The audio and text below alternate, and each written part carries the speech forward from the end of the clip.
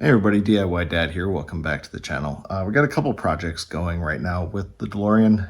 Just trying to get it just a little bit more modern and updated, deal with a few of the small issues from the previous owner that I've been working through.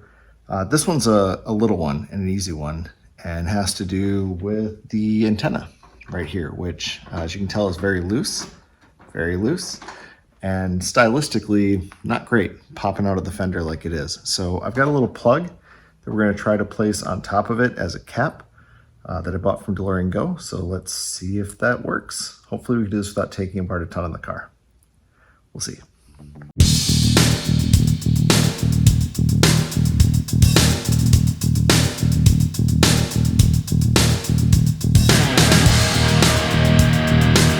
So this is what we're working with. In late 80s, well, let's go back. In 81, when this car first came out, it had a windshield mounted antenna, and that antenna didn't work really well.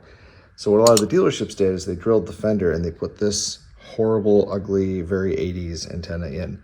Now, sometimes these are automatics, they'll go up and down. Sometimes they're manually telescoping. This one, however, is fixed, meaning it can only be this long and always sticks straight up from the car, and I kind of hate it. I also never listen to the radio. I have a radio in the car, but I stream Pandora on it through my phone because I've updated that. So I've got a touch screen in there that I use. So I don't really care about radio reception, which means I can get rid of this guy. At least that's the plan. So first things first, I'm going to try to loosen this fender without removing it. And the initial thing I'm going to have to do is take off this rub strip that runs over the bolts that cover the fender. This is just glued down, at least on my car. So I'm going to carefully peel that up, and then I'll have to glue it back down when I'm done. All right, with that out of the way, you can see the various bolts and a couple little grounding lines that run to the fender. So there's a few wires that are bolted in here. There's one coming around the side as well, and a couple other places. But what I'm going to try to do is just loosen these bolts. Interestingly, not all of the spots even have bolts. That's creative. So we'll pull these out, and I'm hoping that I can get just enough play to get under here. Now I may have to deal with the fasteners down on this side too, so that the whole thing can hopefully just kind of work itself loose. I don't want to take it off. I just need to get room to get under to get the bottom side of the bolt that holds this in place. So hopefully I can do it without taking this apart. If I have to take these off, I have another issue because this weather stripping is also glued down, and it's glued down on top of the screws that hold the back edge of this fender in. So again, hopefully I can get enough play just to get under it with the inside ones. We'll see as we go. All right, just to cover this before we get into it. So this antenna is held on by this little bolt that kind of runs over the shaft of it and hits these threads and holds it pressured against here. And then on the inside, there's this kind of like wing clip that comes out and holds the inside of the fender. So you can see I've got limited play in here. It does move around, but I have limited ability to get it to turn so I could actually pull these out. And then of course there's the wire hanging off the bottom, which I will cut once I can get in there and get it loose. So I have some wiggle room here, but not enough to really deal with it unless I were to destroy it, kind of cut these little clips. But if I do that, then my little brackets are going to fall down and rattle inside the fender forever. So I'd rather remove this in total as one big piece. We'll see if it'll let me do that or not. So I've gotten half of these removed, and there's a few things I'm going to pay close attention to. There are some shims underneath here, some washers that are in place that I'm going to be careful not to lose. I'm going to pull out, and I'm going to stack in the order that they came from so I can put them back where they came from. That's the one thing. The other part is it's becoming really obvious that even though it's now movable, I'm going to need to pull these screws. So I've loosened up the weather stripping. Again, it's just glued down.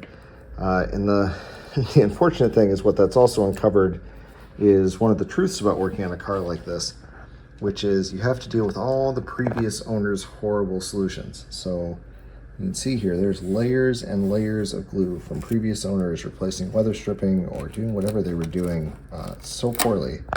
There's just layers of this stuff, and it's covering up the screws that hold the fender in place. So there's one here, one here, one here, and one here, and they're completely covered. So I'm gonna get to work. I got one of them uncovered. Here you can see it's just a square drive. So I'll do that. I'm gonna find the next one, which I think is right here, get that one uncovered. I just worked my way through so I can get these loosened. I think once the top 3 at least are loose, I should be able to pull this back enough to get access to the underside of the antenna and do the minimum that I need to do without trying to take this whole fender off. We'll see. And I'm being very careful not to bend anything as I go. But yeah, that's the fun of this. These guys pull off, they're just 8mm. They actually come out pretty easy, which makes me think they've been pulled off before. So I'm gonna probably do all of them just to kind of loosen this whole thing. There are a couple bolts that are underneath the fascia, so I'm not gonna take that front edge off. I'm hopeful again, that if I get this side of it, I can just get the corner up just enough to get under there. That's all I'm trying to do. All right, so a bit more progress made. I got the antenna mast off, and I did that by taking an adjustable wrench and grabbing onto the kind of flatter sides of this, and then using a vice grips to grab onto that, and that just pulls straight out. I've also gotten the top 2 screws removed and the bottom one loose, which is letting me move the fender out. And that gives me just enough room to kind of pull the fender out. I think I can wiggle this guy out from underneath and get access to it, kind of pulling it out here. I'm hopeful that I have enough slack to kind of get it out through this opening on the side. And then the new plug is just a flat plug and a bolt that goes underneath. So as long as I can grab it enough to tighten it, I should be able to screw it on and get that snugged up without having to take anything else off. So we'll see. Next step be to lift this up and just get this guy wiggled out of there. It's close. All right, so that worked. What I was able to do, just because the way the antenna wire runs this way, I was able to run this down at an angle and push it underneath to get it out of the fender and slide it back here. Now again, I don't really care about this antenna wire. I'm actually just gonna cut this and then tuck it away in the fender. I may install an antenna in the back. There was in '82 a version of the antenna that came out of the little vents by that rear window way in the back there. I might do that eventually, but for now I really don't care about the radio. So I'm just gonna cut this and let it just sort of drop in there, and then we'll deal with the plug. So here's the plug from DeLorean Go. It's kit 100208B, and you see they give you this kind of polished stainless steel cap that will fit right there. And then obviously that's polished versus the rest of the car, but they give you a blending pad so you can scuff that up to make it more the finish of this. It's still gonna stick up. It's not gonna be completely flush with the car, but so much better than having the antenna. So before I install this then, I used just a little bit of stainless steel cleaner just to kind of clean up the top of the panel here. And you can see there's an edge left by the old antenna. There's actually a little dimple here in the metal as well. But this little scuff edge is just caused by this guy that was sitting on there for so many years. So I'm going to use the pad that I've got here and just clean that up a little bit. Just get that as smooth as possible, and then we'll put the cover on and kind of scuff the top of that as well. Again, as I mentioned, it's just a like a threaded cap. So this part goes underneath, and then it's just a regular bolt. So if I can get a hold on this, I can just thread the top in and then snug that up a little bit, and we should be good to go. All right, so that's pretty clean, about as good as I'm gonna get it at least tonight. So now we can install the plug. So with the plug, the stainless steel cap and this little kind of rubber washer plastic piece, these go on the top. And then this cap sneaks on from the bottom, and then there's a nut that has to go on. So to deal with clearancing, what I've done is taken just a 10mm box wrench, and I've got the nut in there as well as this little cap and just a little bit of painter's tape to hold it. And that's going to let me very carefully thread this in. It's just hard to do with one hand, but you'll see it pop in there like that.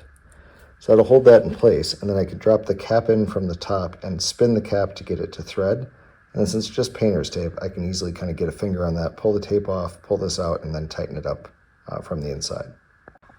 All right, that worked pretty well. So cap is installed. I haven't roughed it up yet, just to kind of give you a feel for it. So it's on there, it's all snugged up from underneath. My little tool worked really well for that.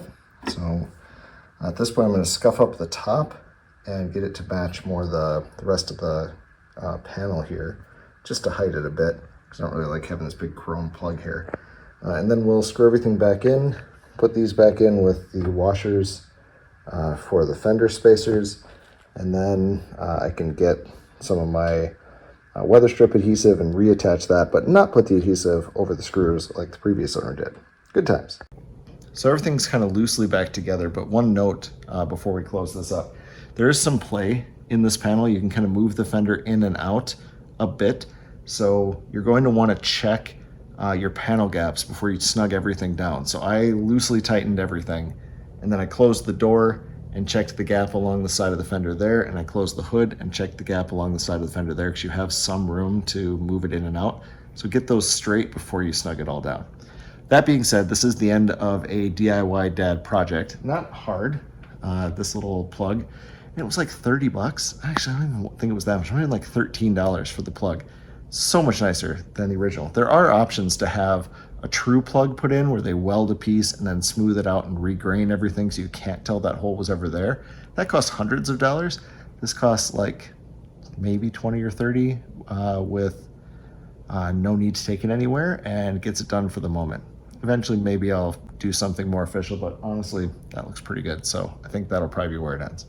All that being said, this is the end of a DIY dad video, so I of course owe you a dad joke. Normally I keep these topical, but I heard one this morning and I've been chuckling about it all day. So, what female celebrity is always prepared to eat cereal? No guess? Reese Witherspoon. Right, remember, with any DIY project, it doesn't have to be perfect. Most important step is just to do it. No one's going to see the flaws unless you point them out to them. Stay safe, drive safe. Catch you on the next one. If you're interested in more videos about this car and learning more about what's going on with this project of mine, please like and subscribe to the channel.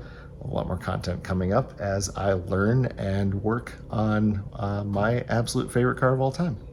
So have a nice day. Bye.